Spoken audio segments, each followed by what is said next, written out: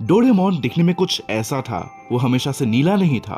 उसके कान कहाँ गए? और डोरेमोन ने मीचेन से नहीं, इस रोबोट से प्यार किया था। सच तो ये है कि डोरेमोन की कहानी खुशी से नहीं बल्कि एक एक्सीडेंट से शुरू हुई थी, जिसने एक परफेक्ट रोबोट को बना दिया एक डिफेक्टिव रोबोट। एंड आज हम लोग देखने वाले हैं Doraemon episode the birth of Doraemon. पता नहीं तुम में क्या खराबी है जो ये सब हरकतें किए जा रहे हो। तुम्हें एक ही जगह और एक ही तरीके से बनाया गया है, फिर भी तुम बाकियों से काफी अलग हो।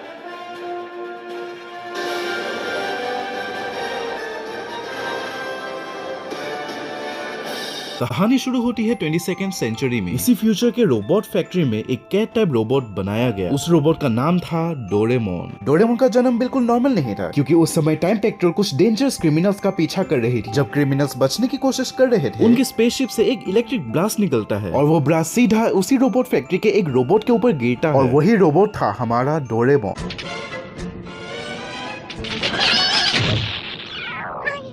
और सर्किट होने की वजह से डोरेमोन का एक इम्पोर्टेंट स्क्रू निकल जाता है। इसलिए जब फैक्ट्री में हर एक रोबोट टेस्ट हो रहा तो था, सब कुछ परफेक्टली कर रहे थे, लेकिन डोरेमोन हर टेस्ट में फेल हो रहा था। कभी कैलकुलेशंस गलत, कभी गैजेट्स गलत, इवन एनीवेयर डोर जैसी सिंपल चीज भी वो नहीं निकाल पा रहा था।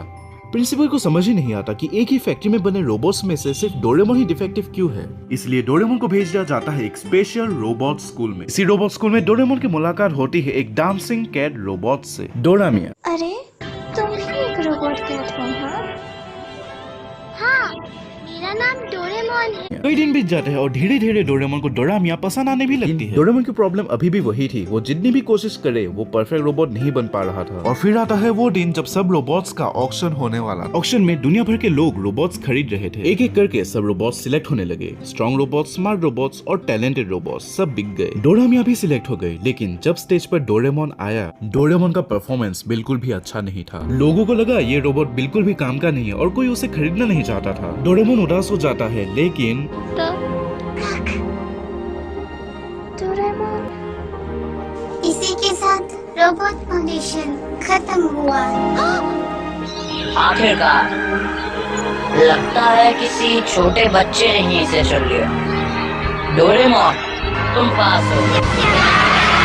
ऑक्शन के लास्ट सेकंड में एक छोटा सा बच्चा ओके बटन प्रेस कर देता है और डोरेमोन फाइनली किसी के पास चला जाता है। वो बच्चा और कोई नहीं बल्कि था शिवाशी, नोबिता का ग्रेट ग्रैंडसन। शिवाशी को डोरेमोन बहुत पसंद था। दोनों धीरे धीरे बहुत अच्छे दोस्त बन गए। लेकिन एक दिन शिवाशी डोरेमोन का स्टैचू बना रहा था और उस स्टैचू के कान बनाने के लिए वो उस रोबोट माउस का यूज करता है, लेकिन गलती से कमांड स्टैचू को नहीं असली डोरेमोन को मिल जाता है। वो रोबोट माउस गलती से स्टैचू की जगह डोरेमोन के कान काट देता है। डोरेमोन को तुरंत रोबोट हॉस्पिटल ले जाया जाता है। डॉक्टर उसके कान रिपेयर करने की कोशिश करते हैं, लेकिन एक छोटी सी मिस्टेक की वजह से रिपेयर के बजाय डोरेमोन के कान पूरी तरह से रिमूव हो जाते हैं। जब डोरामिया डोरेमोन को देखती है तो वो उसके कान न होने पर जोर जोर से हंसने लगती है। डोरेमोन बहुत ही उदास हो जाता है। वो अकेला बैठकर बहुत जोर जोर से रोने लगता है। वो इतना रोता है कि उसकी आवाज भी बदल जाती है और उसके आंसुओं की वजह से उसका येलो कलर निकल जाता है। और इसी दिन के बाद डोरेमोन वही रोबोट बन जाता है जिसे हम आज जानते हैं, एक डिफेक्टिव रोबोट जिसके कान नहीं थे, जो गैजेट्स नहीं निकाल पाता था। वही रोबोट एक दिन बन गया नोबिता की जिंदगी का सबसे इम्पोर्टेंट पार्ट। डोरेमोन ने नोबिता की जिंदगी बदल दी। डोरेमोन दूसरे रोबोट की तरह नहीं था, वो थोड़ा अलग था। और शायद इसीलिए डोरेमोन सिर्फ एक रोबोट नहीं था, वो नोबिता के लिए एक बेस्ट फ्रेंड था। इस वीडियो में हमने देखा है कि कैसे नोबिता ने डोरेमोन को ठीक करने के लिए अपनी पूरी जिंदगी लगा। अगर तुम लोग भी डोरेमोन का लास्ट एपिसोड देखना चाहते हो तो इस वाले वीडियो पे क्लिक करके देख लो।